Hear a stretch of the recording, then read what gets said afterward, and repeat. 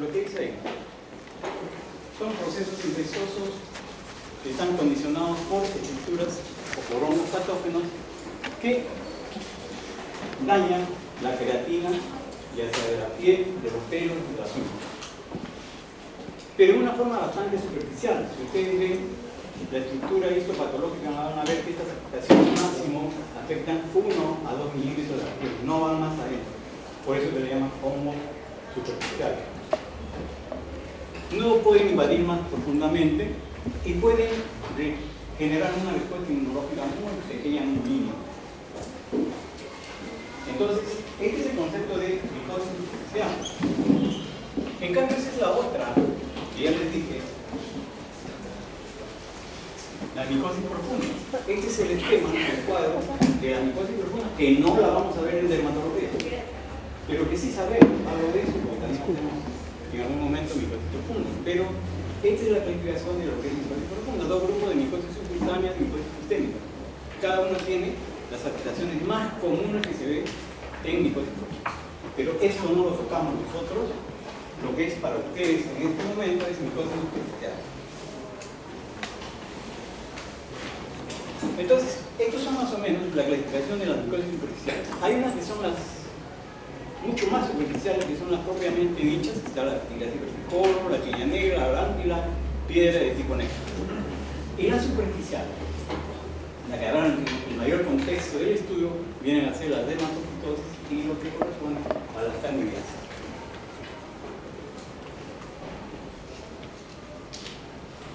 ¿Qué cosas son las dermatofitosis? Son lo que en algún momento ustedes aquí leen tiñas, ¿no?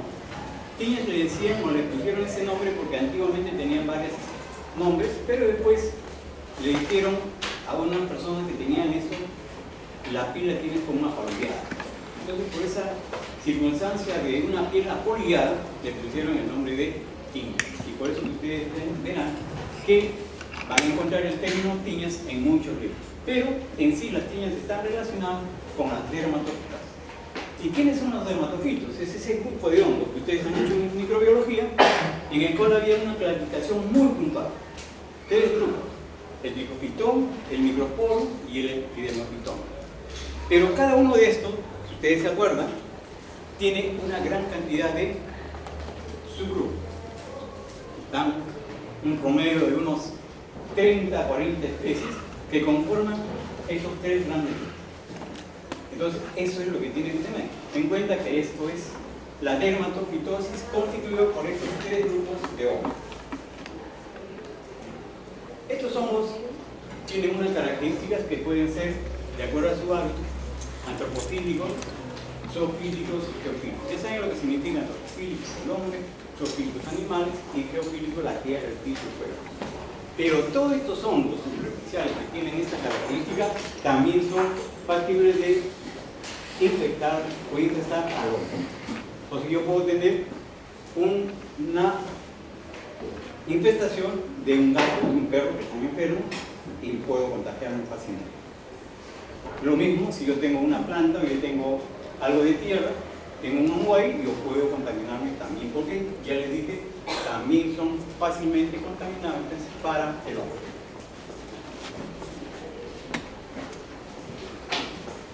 Entonces, cuando hablamos de dermatofitosis, estamos hablando de todas las enfermedades o tiñas que van a afectar al hombre en sus diferentes partes del organismo.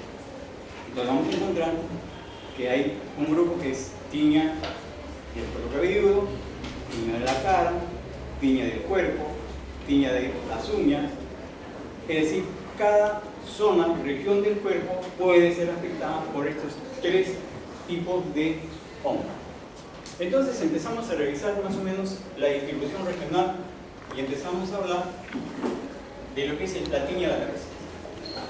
La tiña de la cabeza viene a ser un cuadro clínico que afecta mucho, más fácilmente a los niños, un 95-98%, y lógicamente que esto se da en sitios donde hay condiciones de salubridad bastante bajas, donde no hay a veces agua potable. Entonces muy fácilmente los niños se contaminan y pueden presentar este tipo de problemas. Pero a su vez, esto también pueden tener los perros, los gatos, y es fácilmente un cuadro dermatológico que se puede intercambiar o afectar al humano. En la cabeza, ¿quiénes son los que con mayor frecuencia van a afectar o van a producir las tiñas? El grupo del Microsporium. En estos, el más frecuente es el Microsporium canis, los tricofitones, el Tonsura, el Mentagrophytes, el Verrucosum, son los que con más frecuencia pueden estar colonizando el cuero cabelludo. Cuando yo tengo la tiña del cuero cabelludo, puedo tener variedades de presentación, una tiña seca y una tiña húmeda. La tiña seca viene a ser un cuadro clínico en el cual hay lesiones, como su nombre lo indica, secas, que tienen una triada, es decir, cumplen esta triada.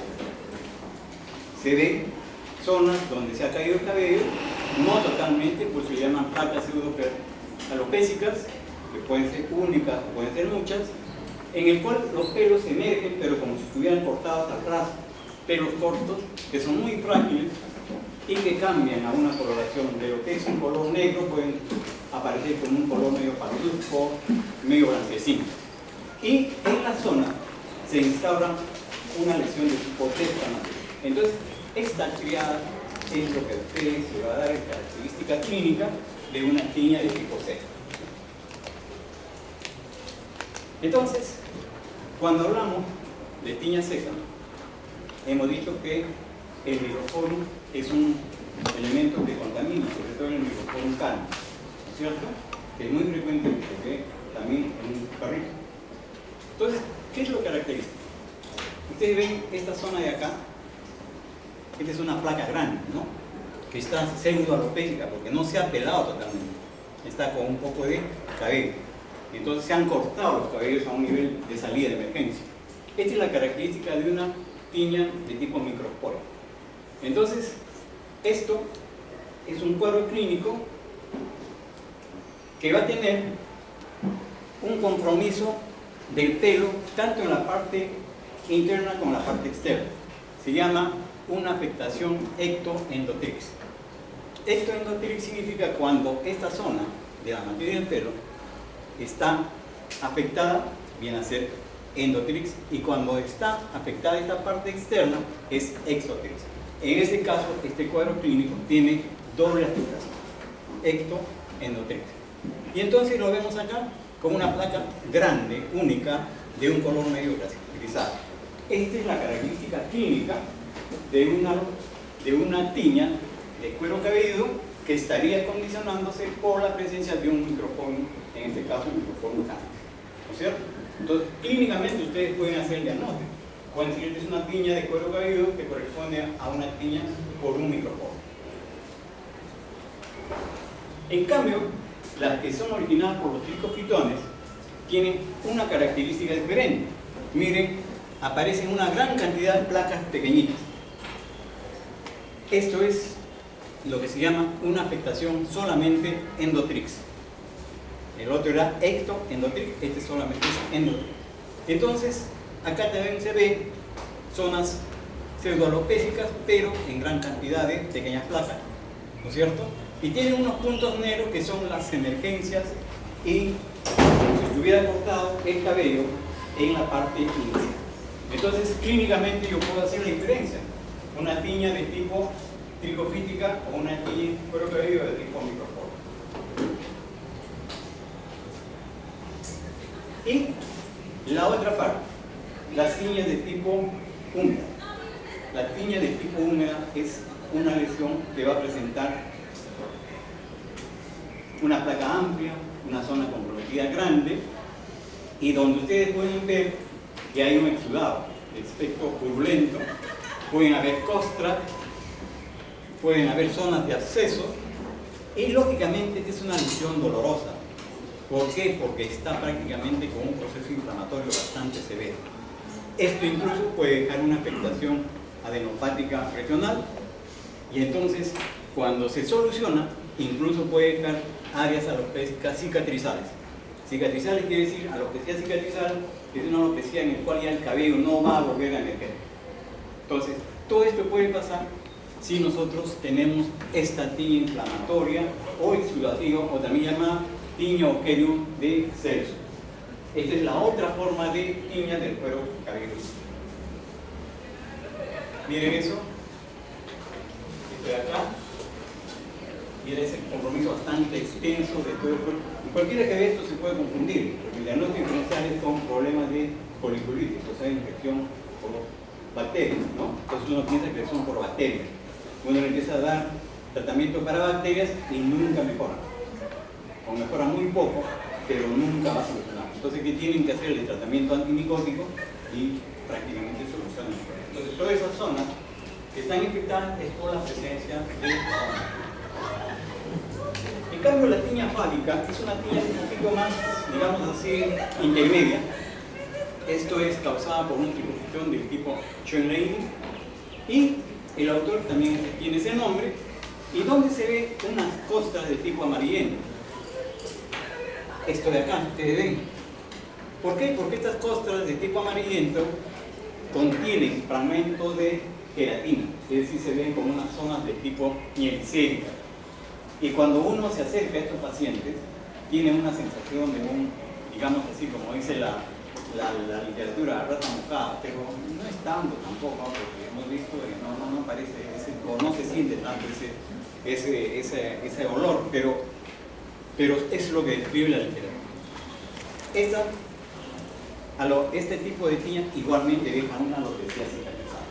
Es una alopecia que después no se va a poder, digamos así, tener un crecimiento de pelo como normalmente tenía el paciente. ¿Cómo llevo el diagnóstico? Clínicamente puedo llegar. Ya les digo, ¿cómo pueden llegar? Es fácil llegar a un diagnóstico de una tiña de cuero cabelludo, dependiendo de la edad del paciente, todas esas cosas, ya saben, puede ser incluso un diagnóstico de microorganismo que está produciendo, y es un microporum o es un triptón. Pero si no, pueden haber hasta 3, digamos así, momentos que yo puedo usar para llegar a un diagnóstico en estos casos. Primero, digamos así, la utilización de la lámpara de luz. Esta es una lámpara incandescente que bota una luz violácea, no sé si lo habrán visto en el microbiología ustedes, que cuando se pone en dirección a la zona que está afectada, da un color característico. En este caso, si yo lo pongo a este nivel, esta lámpara me va a dar una coloración de aspecto verde amarillento. Entonces, mayormente este color se ve cuando la afectación es por la tiña microporum. Entonces yo puedo hacer el diagnóstico con esta lamparita y decir, bueno, es que sí se trata de una tiña porque aquí está la fluorescencia de esta planta. Pero si no, voy a hacer el examen directo y llegar a un cultivo. Los exámenes directos y cultivos, si ustedes se acuerdan, tienen o son 2 momentos. El examen directo es simplemente hacerle un pequeño raspado al paciente de la zona que está afectada, le sacan un poco de las escamas y esa zona afectada la ponen en una lámina, le ponen una gota de hidróxido de potasio que puede ser del 10 al 20 o hasta el 40%, esperan un poco, ponen encima una laminilla y ustedes lo pueden ver al microscopio. En menos de 1 minuto ustedes pueden tener una respuesta a este examen directo, así de rápido. Y el examen directo les puede dar las pautas de que sí hay efectivamente indicios de que hay una infección por hongo. Es decir, pueden salir en el examen filamentos, pueden salir micelios, pueden salir esporas. Ya les da a ustedes la idea de que hay, no es un examen directo negativo, sino es un examen directo con indicios de microbios. Y la otra parte viene a ser efectivo. Si yo puedo hacer el examen directo en 24 horas, o en 1 hora, o en 10 minutos, o en 2 minutos, en cambio el cultivo sí va a tener que durar, porque es someter la muestra a unos platos o a unos platillos donde contienen, puede ser el agar saburó o puede ser el agar microcel que tiene saburó con antibióticos, y eso sí hay que esperar el crecimiento de la colonia. Entonces eso sí le va a llevar a un espacio de tiempo de 20 días aproximadamente y a veces un poco más. Entonces ese es el cultivo. Pero esas son las formas de poder llegar con los exámenes auxiliares a un diagnóstico, en este caso, de la tiña de cuero cabelludo. ¿Cuáles son los diagnósticos diferenciales de la tiña de la cabeza? La dermatitis seborreica, que es un cuadro clínico que ya lo van a ver, que cursa con descamación. Entonces, eso es un diagnóstico diferencial. La psoriasis, que también es otro cuadro dermatológico, que cursa con placas, eristemas descamativas, también lo van a ver, que es el cuero cabelludo. La alopecia areata, que es una, digamos así, una caída de cabello, pero ahí sí hay una caída total del pelo, porque el pelo se cae desde la parte de la raíz o de la matriz, entonces ahí no hay, que aparece totalmente pelado. La alopecia sifilítica, que se parece muy a la alopecia areata. La tricotilomanía, que es un proceso en el cual la persona, sin querer o queriendo, se va sacando el cabello, se va jalando, y en muchas zonas, a veces por costumbre, por manía, entonces deja unas áreas sin cabello, también entra dentro del diagnóstico diferencial. Y la foliculitis, que son procesos infecciosos en los folículos, que también pueden producir esas lesiones parecidas al pelo, ¿no? Y entonces ustedes pueden tener un diagnóstico diferencial también de foliculitis. El tratamiento, hay varios tratamientos para lo que es tiña. La cosa es que sepan usar el tiempo adecuado, y entonces van a tener éxito. Hay varios medicamentos que ustedes ven ahí. La grisofulvina es un medicamento bastante antiguo, se usa más que nada en niños. Los niños absorben la grisofulvina con bastante facilidad, no les produce mayores efectos hepatotóxicos, es un medicamento excepcional para los niños, pero en cambio al adulto sí, la grisofulvina le produce a veces problemas digestivos, problemas de tipo hepático. Entonces la grisofulvina permanece ahí porque es usable, ustedes van a leer que se puede usar en adultos, pero con más facilidad y frecuencia en niños. El itraconazol es otro medicamento que también se puede usar en todo lo que es tiña y cuero cabelludo, el fluconazol igualmente, la terbinafina, que es otro medicamento igualmente. Ahí ven ustedes las dosis, más o menos cómo se manejan, los tiempos. Se puede acompañar con champús que tengan un poco de pipironato de zinc, que también son antifúngicos, en ketoconazol al 5% también dentro de la misma o del mismo champú, o disulfuro de selenio, que es el Celsium que ustedes conocen como un champú, o preparados en el cual entre el aceite salicilado al 2% o hasta el 4%, más el gel salicilado, es decir, todos esos que ven ahí son manejables en la tiña de cuero cabelludo. Ustedes simplemente es hacer el diagnóstico y definir qué es lo que me conviene y qué es lo que le puedo dar. Si es un paciente de menor edad, pues usaré la grisofulvina, usaré la terbinafina. Pero si es un paciente adulto, ya puedo tener opción para usar la terbinafina, usar el itraconazol, que no es tan indicado en niños. Entonces yo prácticamente juego con alguno de estos medicamentos para controlar la tiña de cuero cabelludo. ¿Ya? Ahora viene lo que es la tiña del cuerpo. Es lo que se llama también tiña corporis, tiña de la piel tiña o glabra, y generalmente está condicionada por tricopitones. Tienen una relación de tricopitón rubrum, tricopitón tonsura, el mentarofitis, pero también entra por ahí algo del microporum canis. También se mete en el microporum canis cuando dijimos que el microporum canis eran bastante exclusivos de la zona de cuero cabelludo, pero también se pone si puede estar en el cuero. Es que ustedes, acuérdense, tienen un niño, el niño no tiene reparo, si encuentra un gatito lo abraza, si encuentra un perro lo abraza, y entonces es muy fácil que por alguna situación de que el perrito o el gato está enfermo, puede pasar al niño, y entonces podemos encontrar una tiña corporis, ¿no es cierto?, con incidencia de un microporum de canis. ¿Por qué? Porque ese niño puede jugar con un perrito, con un gatito que pueden estar contaminados, pueden estar enfermos. Entonces, ustedes ven acá unas placas redondas. Son placas ovaladas, angulares, tienen un borde glichamatoso, ¿no? Algunos tienen un borde circinado. Un borde circinado viene a ser un borde como si tuviera entradas y salidas, que se puede acompañar de una zona de descamación periférica. Puede haber algunas zonas donde hay costras y puede haber también bastantes pequeñas pápulas en su alrededor, y algunas vesículas en algunos casos. Y la particularidad es que este tipo de lesión tiene una forma de desarrollo en forma centrífuga, es decir, aparece con un punto y de ahí se empieza a abrir como si fuera una flor o una rosa. Eso es la característica centrífuga de este tipo de lesión.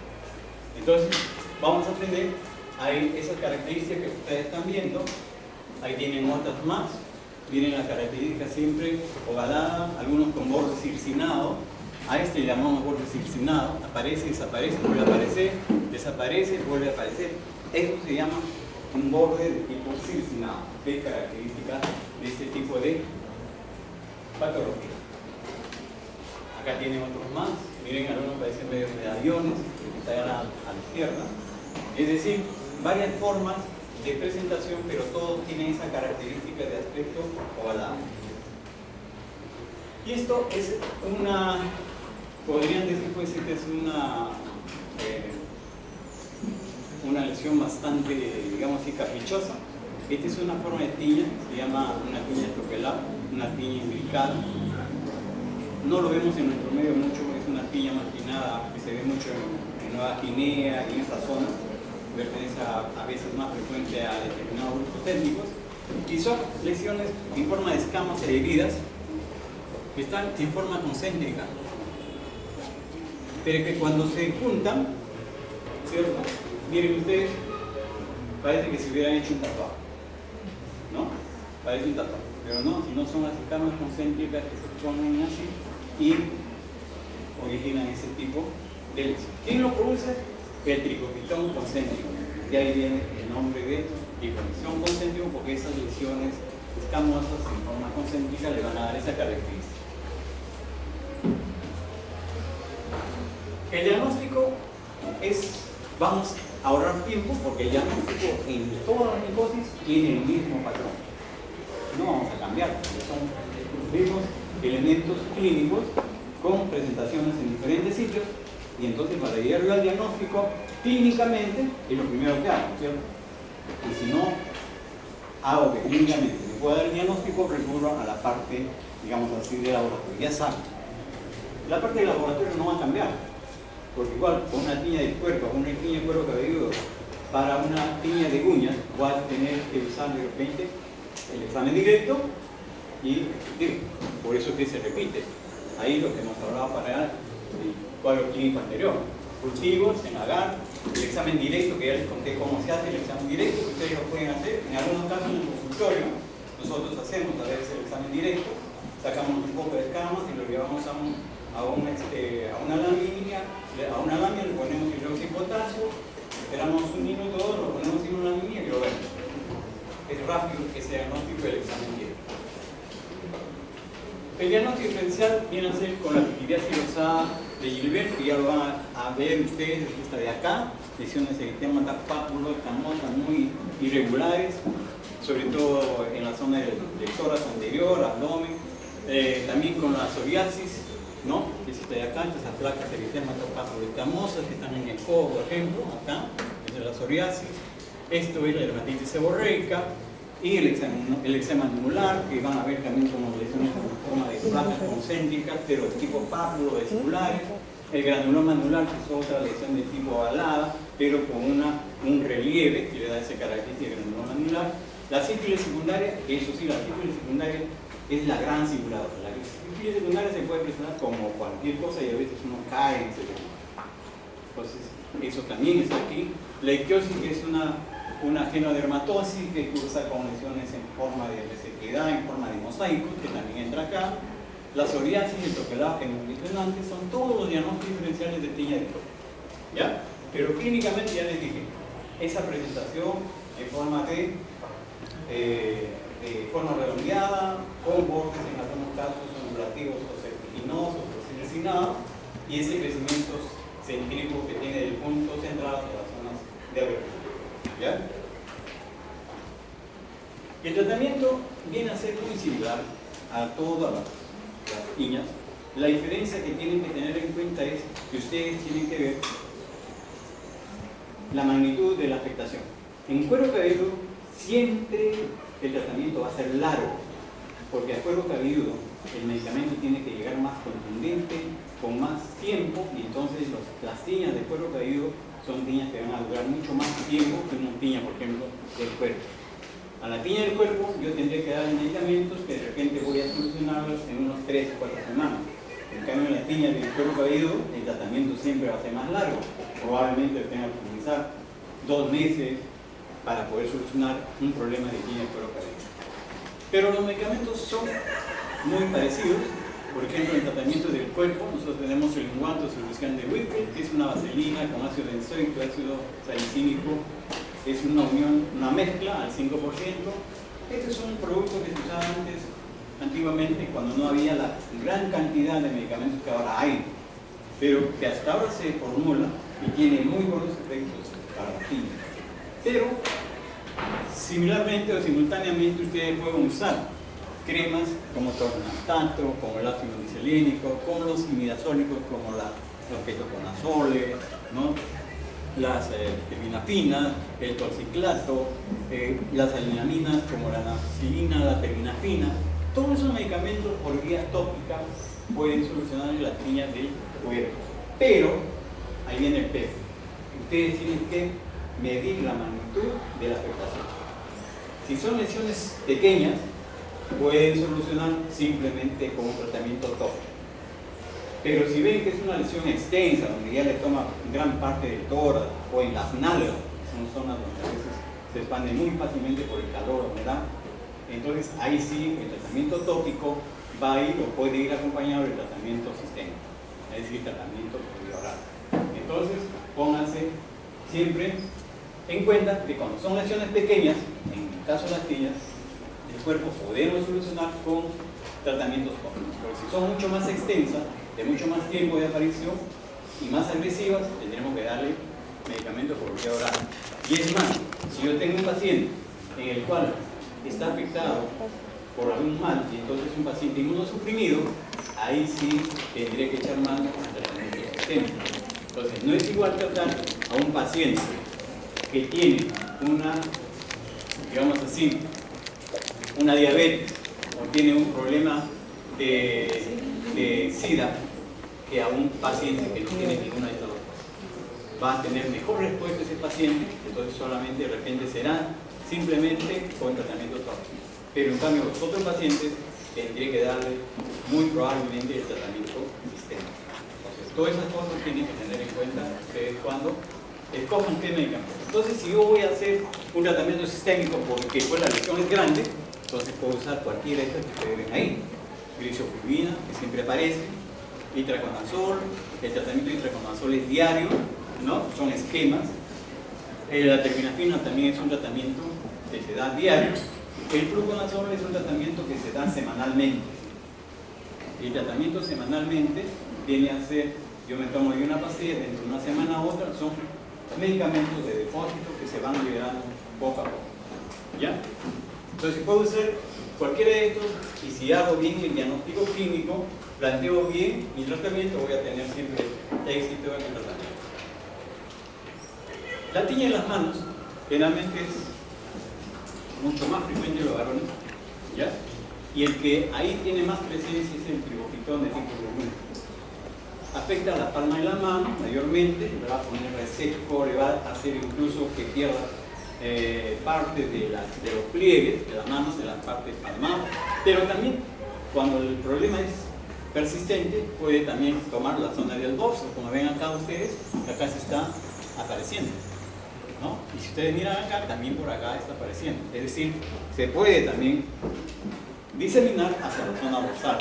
Entonces se puede ver este tipo de afectación eritematosa con una placa así pequeña, con un borde más o menos definido.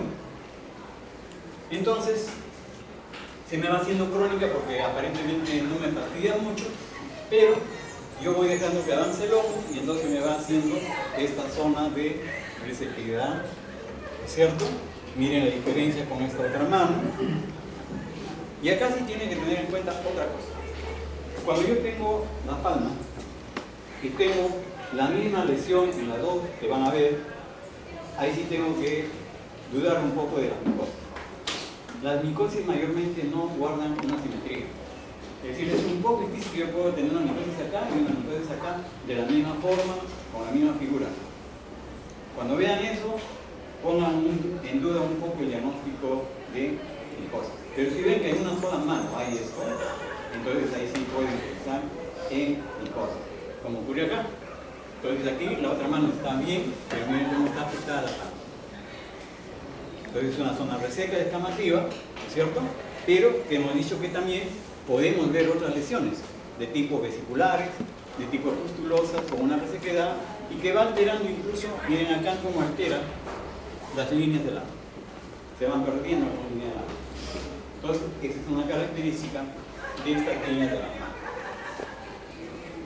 Entonces, así como existe la tiña de la mano, también existe la tiña de los pies, y que afecta también con mayor frecuencia a los adultos varones. Y aquí hay algunas cosas que van a propiciar que la tiña de los pies sea mucho más fácil o más rápido de aparecer. La sudoración, la hiperhidrosis. Quien suda más, quien transpira más en los pies va a tener más opción de hacer tiñas. ¿Por qué? Porque va a mantener un medio húmedo. Y el medio húmedo es un medio adecuado para que el hongo se desarrolle. Entonces, esa persona que suda bastante va a tener más probabilidades de hacer tiña de pies. La persona que usa baños públicos prácticamente va a tener más posibilidades porque un baño público está totalmente contaminado. La persona que usa zapatos muy apretados, zapatos que están muy, digamos así, acolchados, o sea, tienen acolchamientos, zapatillas con bastante refuerzo de sintéticos y todo, le va a condicionar calor, le va a condicionar humedad.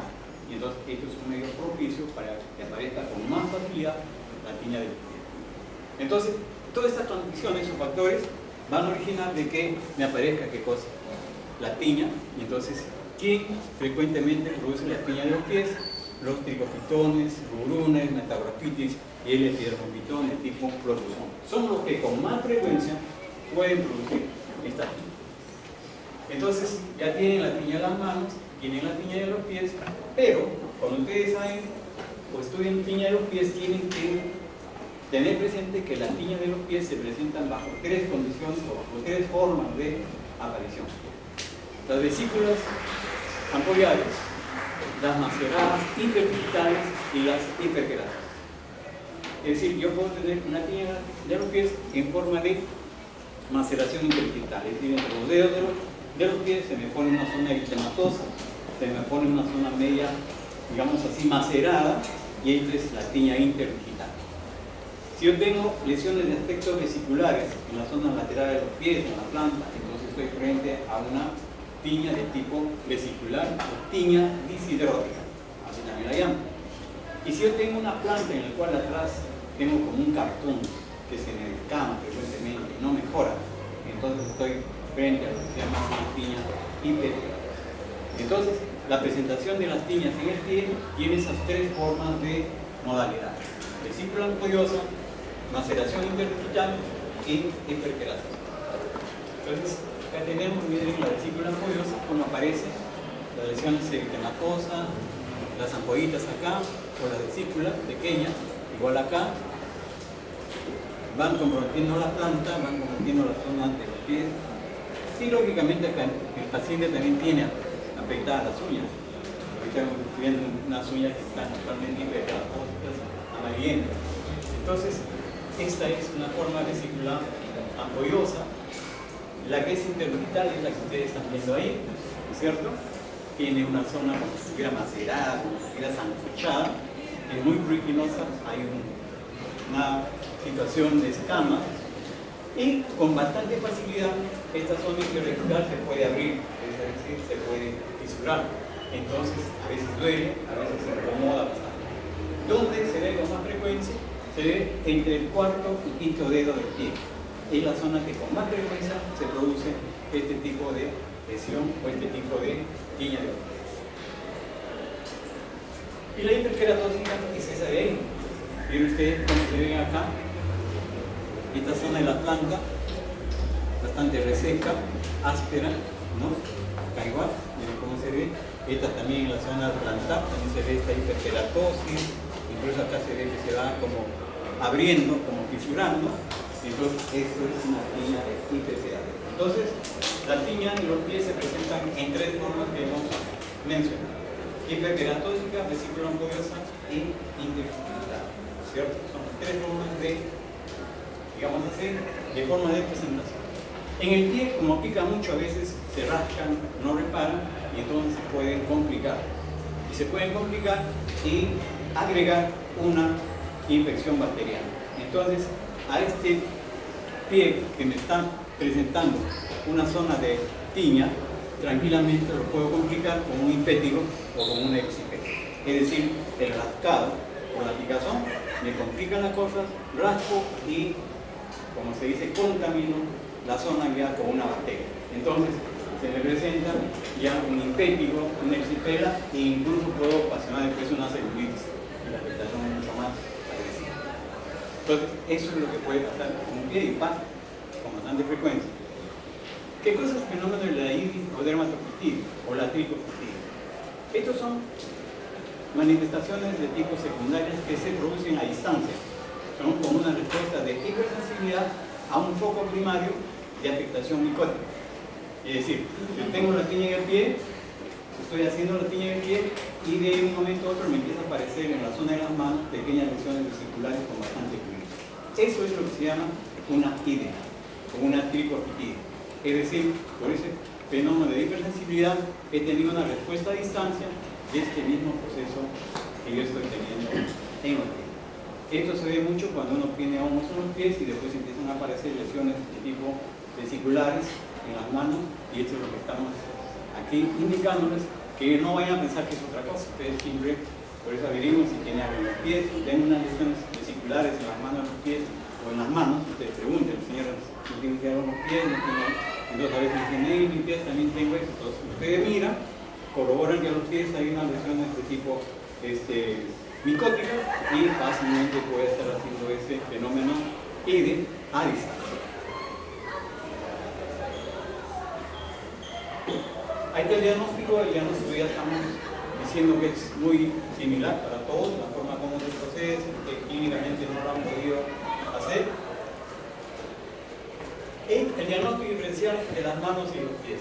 En las manos, la dermatitis de contacto. Yo tengo esa lesión que la mostraba de la mano reseca, ¿no es cierto?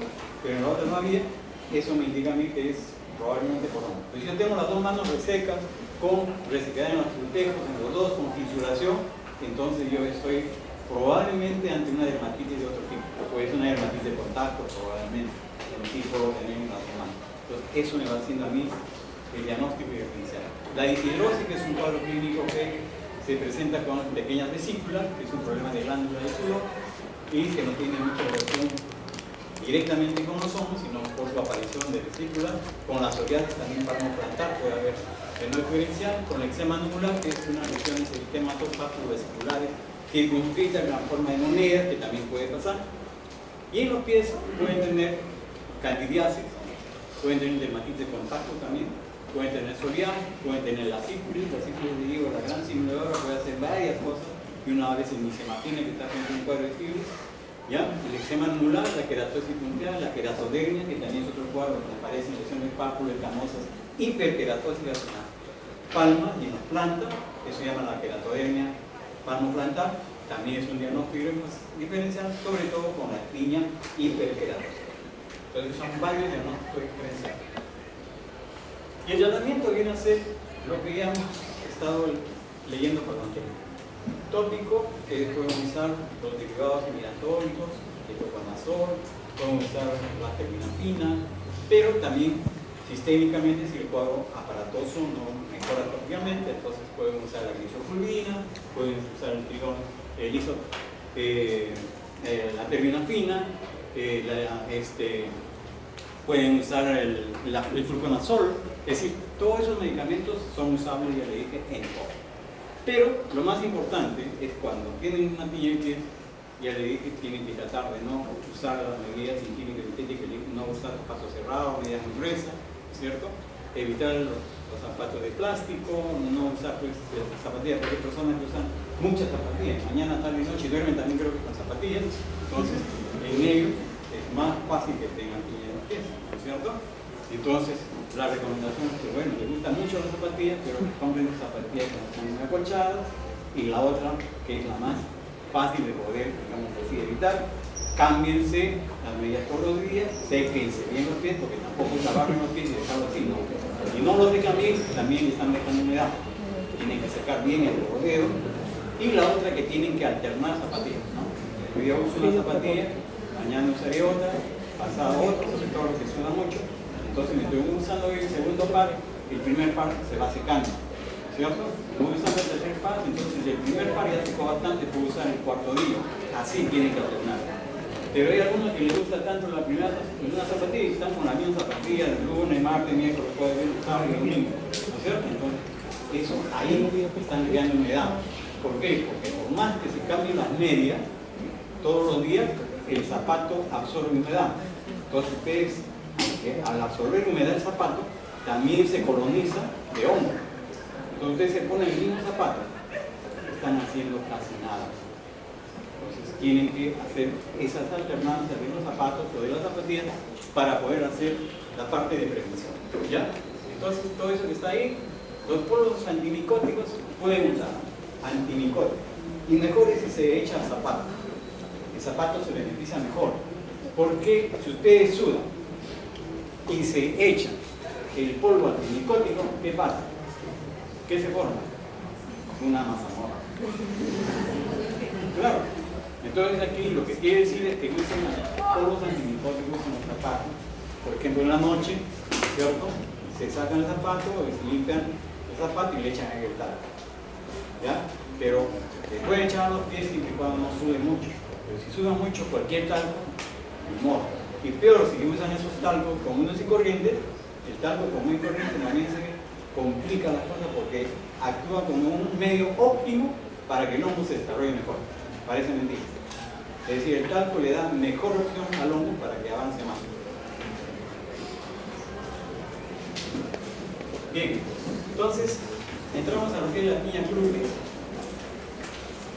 Y esto viene a ser un cuadro clínico de aparición subaguda en algunos y algunos de forma crónica. Hay personas que tienen las zonas de las ingles comprometidas por mucho tiempo, el pubis y los nudos. Y en algunos casos, cuando ustedes ven este compromiso de las ingles, van a ver un margen, como si fuera una figura, como si hubieran dibujado con un lapicero. Ese margen que sale después es característico, y eso les da ya el diagnóstico de piña cruris. Eso es lo que se llama el eczema marginado de hebra, esa característica de esa presentación clínica. Entonces, clínicamente ustedes pueden hacer el diagnóstico. Ven esa zona marginal bien dibujada, con un orden bien definido, esa es la línea marginada de hebra. ¿Qué es? Entonces, ¿qué corresponde? A una piña. Esto se ve mayormente en los adultos, los varones con mayor facilidad, en las personas que tienen aumento de peso con mucho más facilidad, y si son diabéticos con mucha más facilidad, porque ahí sí entra con todo el hongo, ¿no? Y la etiología es mayormente por digestión, volumen y carbohidratos, ¿ya? Ahí también hay factores que lo predisponen. Ya les dije, problemas de enfermedades, cuadro clínico de diabetes, ¿cierto? Es un factor muy importante, obesidad es otro factor importante. Entonces, ¿qué pasa? La zona del muslo, que es una zona bastante compacta, se pega con la zona del pliegue, del pubis, entonces condiciona un medio óptimo de calor. Entonces eso hace de que aparezca con más facilidad. Ahora, si encima se pone, digamos así, ropa muy apretada, ¿cierto? Con más facilidad va a aparecer. Hay algunos que ahora usan pantalones muy apretados, entonces eso le da más calor, produce más, digamos así, sensación de humedad, y entonces va a aparecer con más facilidad. O aquellos que usan pantalones gruesos, ¿no es cierto? Y por ejemplo, tienen más facilidad para poder hacer este tipo de problemas. Entonces ya les dije, la obesidad es el otro factor, ¿no es cierto? O aparece también en aquellas personas que se equivocan o les hacen equivocar, porque van al farmacéutico y le dicen, usa tal pomada, y les dan generalmente esas pomadas triples que tienen de todo un poquito.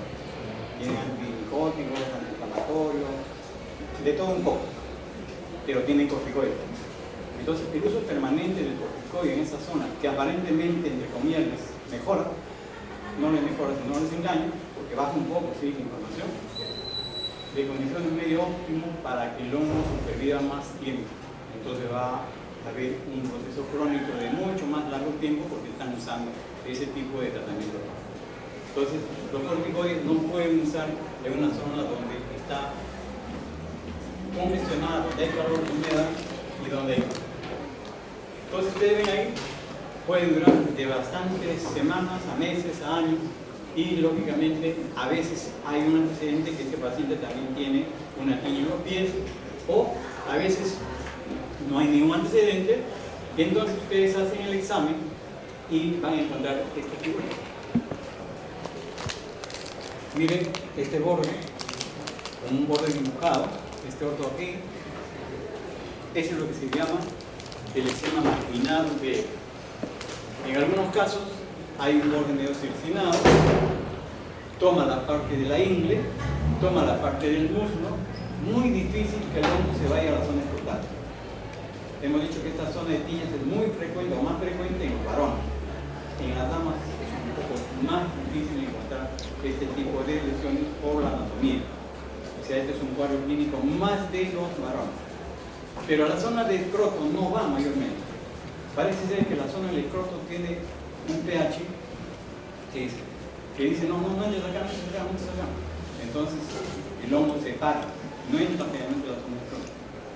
Al genital tampoco, parece que el genital dice no entres acá, pero si andate más allá. Entonces empieza a subir por arriba, por el pubis, por el abdomen, por toda parte, se va para atrás, para la zona de los glúteos, y el varón está caminando al frente, está con el hongo extendido a los glúteos, a los músculos. Y a la zona del escroto parece ser que por esa razón no entra. Entonces cuando ustedes vean este tipo de hongos, van a ver que la zona del escroto está previamente sin haber sido tomada. Y si está tomado, es porque no es por el hongo, sino está tomado sintomatosamente porque el paciente rasca todo. Rasca la zona de la ingle, rasca la zona del muslo y de paso también se rasca pues la zona del escroto porque también ya por, digamos así, por reacción de hipersensibilidad también le pica y empieza a rascar. Pero tengan en cuenta que la zona del escroto respeta o se deja respetar para no ser comprometida por esta afectación. Ahí está más o menos la figura, miren como aquí se ha ido poco a poco extendiendo los músculos, miren acá, y acá ya es una cosa más amplia, donde ya ha abarcado todo, como le dije, ándate para allá, y se va para allá, ándate para arriba, y miren cómo estamos la zona de los músculos, la zona del pubis y las cosas, ¿no? Entonces, ella es una lesión mucho más amplia. El diagnóstico diferencial con un eritema, digamos así, una dermatitis alérgica que puede ser por contacto, por ejemplo con alguien que se pone una ropa interior nueva, o de repente una ropa deportiva nueva, es una dermatitis de contacto, con el eritrasma, que ya creo que ayer deben haber visto, porque eso es parte de la infección bacteriana, ¿no? ¿Han visto el eritrasma?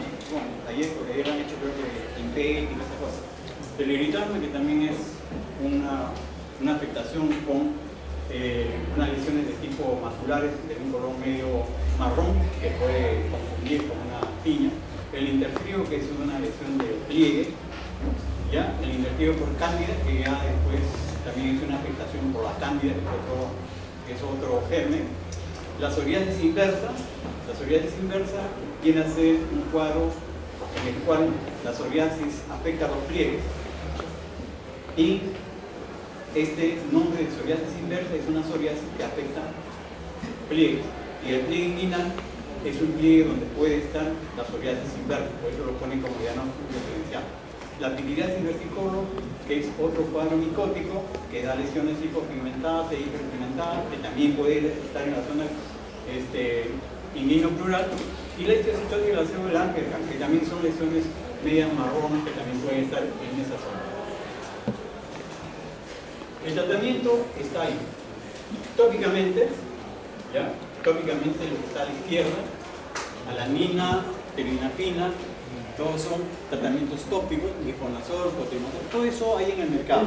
Ustedes pueden usar eso, pero el tratamiento, ya les dije, va a depender de la placa. Si es una placa pequeña, pueden controlarla tópicamente. Si es extensa, van a tener que usar medicamentos por vía oral. Entonces, dentro del tratamiento oral, Ya están aquí la terbinafina, el itraconazol, el fluconazol, es decir, todo lo que ustedes pueden dar de forma sistémica. Los tratamientos varían en tiempo.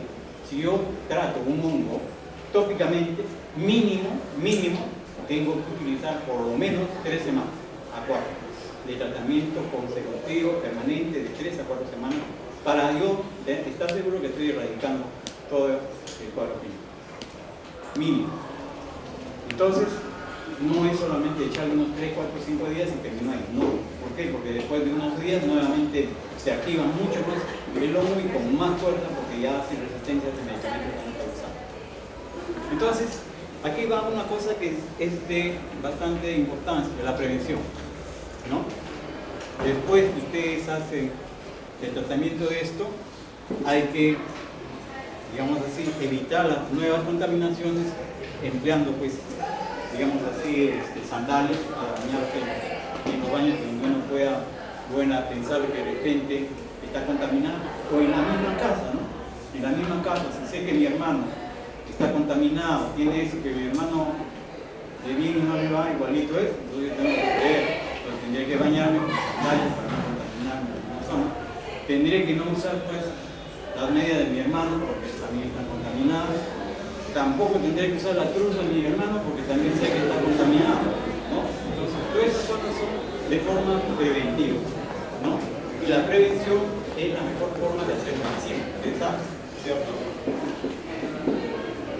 Bien.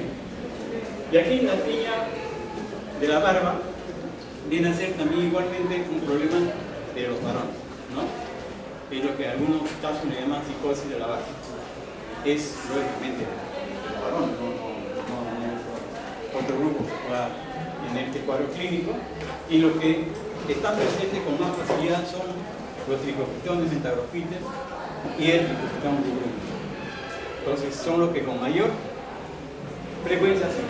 Los granjeros, se dice así, los que trabajan en el campo, son los que mayor opción tienen para hacer este tipo de problemas. ¿Por qué? Porque si uno no está en cantidad más tarde, y entonces cuando uno está a veces trabajando, se agarran en la zona de acá, con bastante facilidad hacen estos problemas de actividad. ¿Ya? O aquellas personas que se dejan la barba por bastante tiempo, también tienen otra predisposición para hacer este tipo de infecciones. El cuadro clínico es muy parecido a una foliculitis, e incluso acá viene la conclusión. Si yo tengo esto, ¿no? Si yo tengo esto, veo una lesión inflamada, eritematosa, o una lesión costro-amarillenta, y esta zona es inflamada. Yo veo así, y lo primero que puedo decir es una infección bacteriana. Es una foliculitis, ¿sí? Efectivamente, puede ser foliculitis por bacteria. Pero acá, esta foliculitis que está eritematosa, que está inflamada, que tiene exudación, que se ven costras amarillentas, y que los pelos se salen con bastante facilidad cuando yo lo toco, esta característica es de una foliculitis, pero de tipo pustulosa, producido por un hongo. Entonces yo le doy tratamiento para bacterias a este paciente y no me va a mejorar.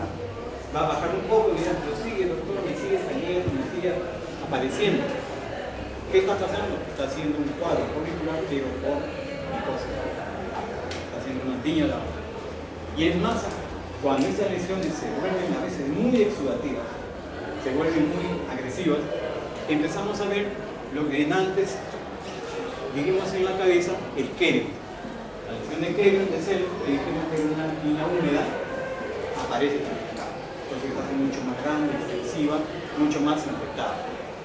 Entonces ya tengo un cuadro más complicado, pero al final el responsable viene a ser un hongo.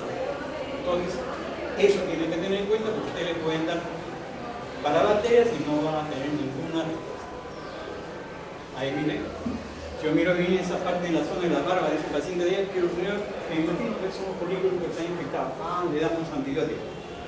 Cefalexina, ciprofloxacin, le doy todo, bajar un poquito, pero va perfecto. Entonces, ¿qué dirán?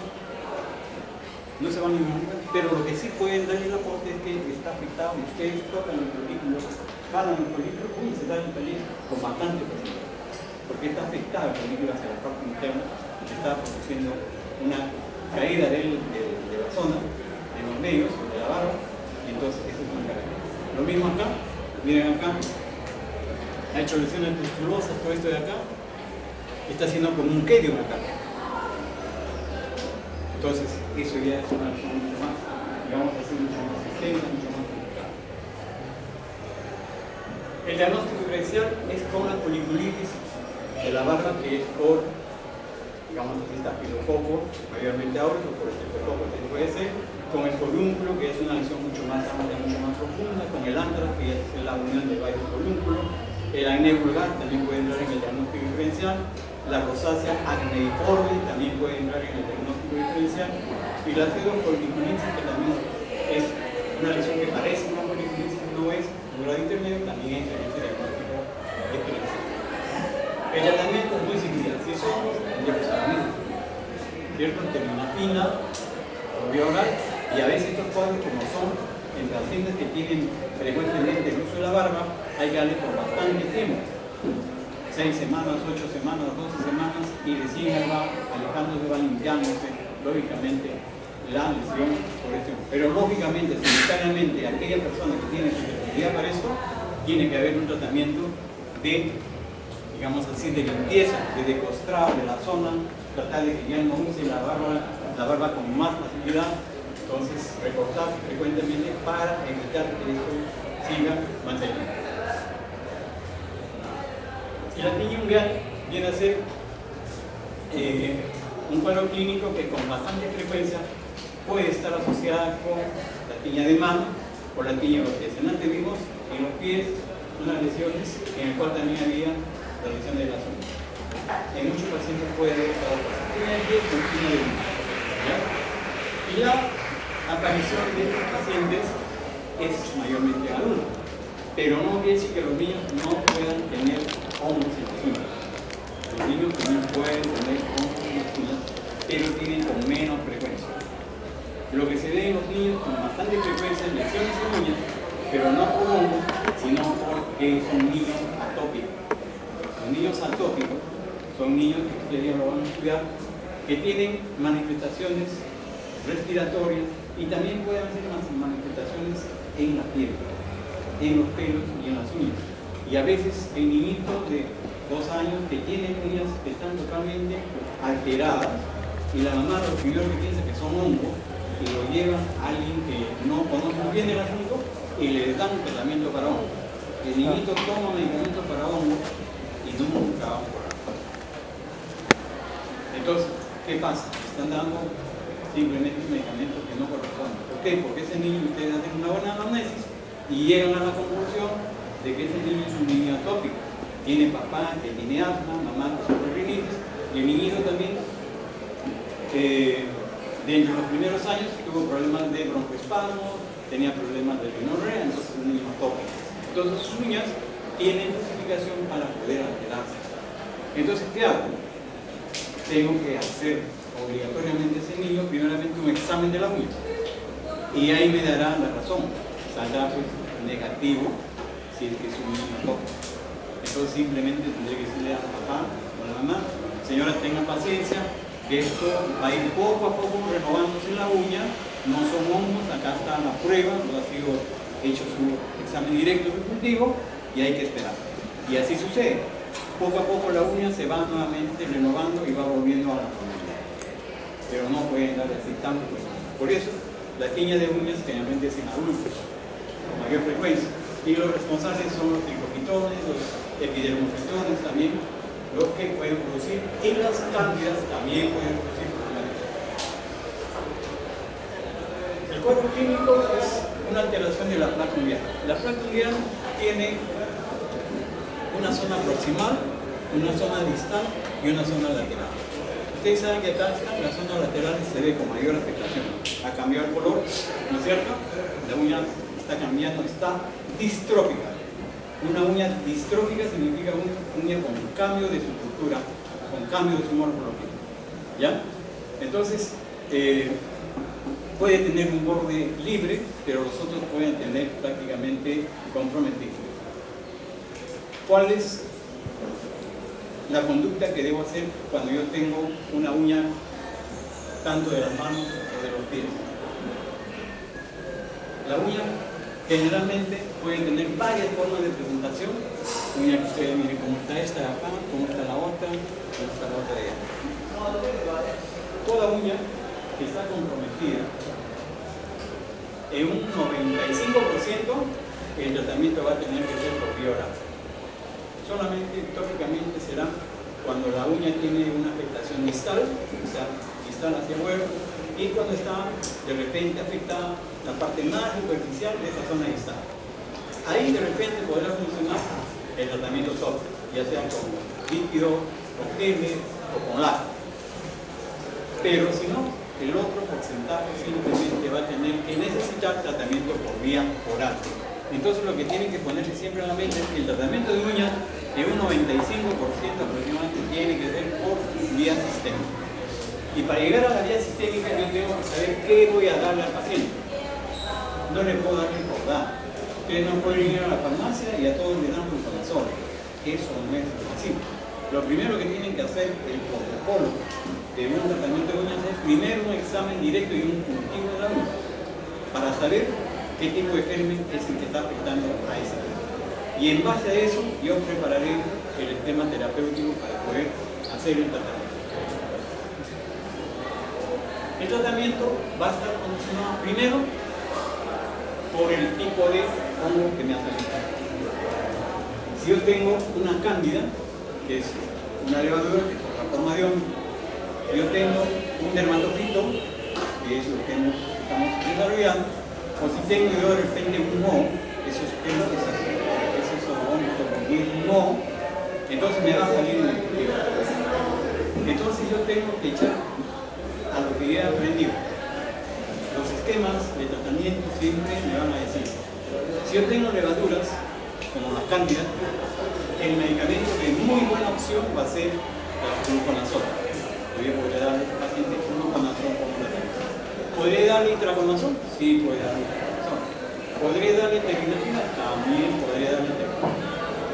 Pero si yo tengo la afectación por dermatofito, ahí sí ya el fluconazol no me va a funcionar adecuadamente. Estoy hablando de uña. Por eso el fluconazol no será mi medicamento de primera línea. Tendría que escoger otro medicamento que es mucho más destructivo para estos gérmenes, digamos así, que puede ser un glifofitón, un epidemofitón. Entonces yo tendría que usar, en todo caso, itraconazol. Podría usar terbinafina. ¿Por qué? Porque la terbinafina y el itraconazol le van a destruir a los dermatofitos con un porcentaje de 90-95%. En cambio, el fluconazol le destruirá dermatofitos en un porcentaje de 20 a 30%. Entonces, ¿yo qué ganaría dándole fluconazol? Si es un dermatofito, pues yo sé que de repente no le va a hacer efecto. Entonces, ¿qué hago primero? Hago el estudio. Después del estudio, tienen que darle el medicamento que corresponde.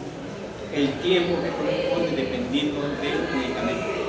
Cuando yo uso un fluconazol, mayormente el tratamiento en uñas es de 1 año, el tratamiento completo. Si yo suspendo al octavo mes porque ya veo que la uña mejoró, ya no se ve, está bonita, cometo un error, porque después de unos meses nuevamente vuelve a mejorar.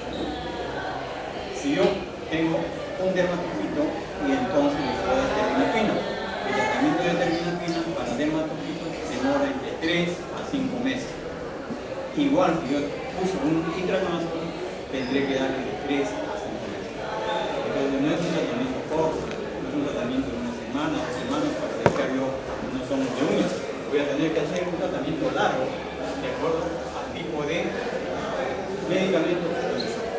Entonces, lo que tienen que saber es que para onicomicosis tienen que ponerse a pensar que primero es el estudio micológico. ¿Ya? La tiña incógnita es algo que deben saber. Este es un cuadro que está condicionado por una conclusión.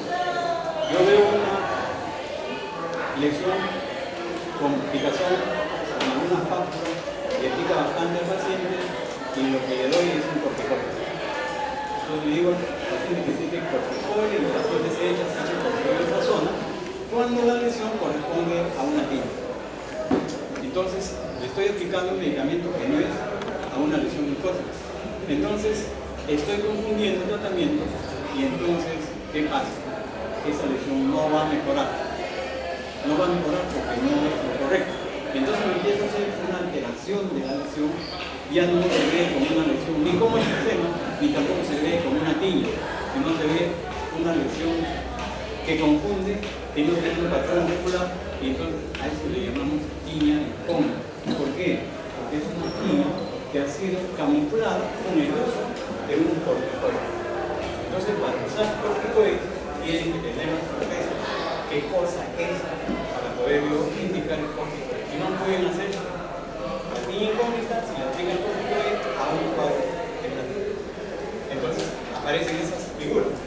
¿Parece una tiña? Parece. ¿Parece un eczema? Parece. Es decir, está confundido. ¿Por qué? Porque esto que es una tiña, esto que es una tiña, le han estado aplicando un corticoide.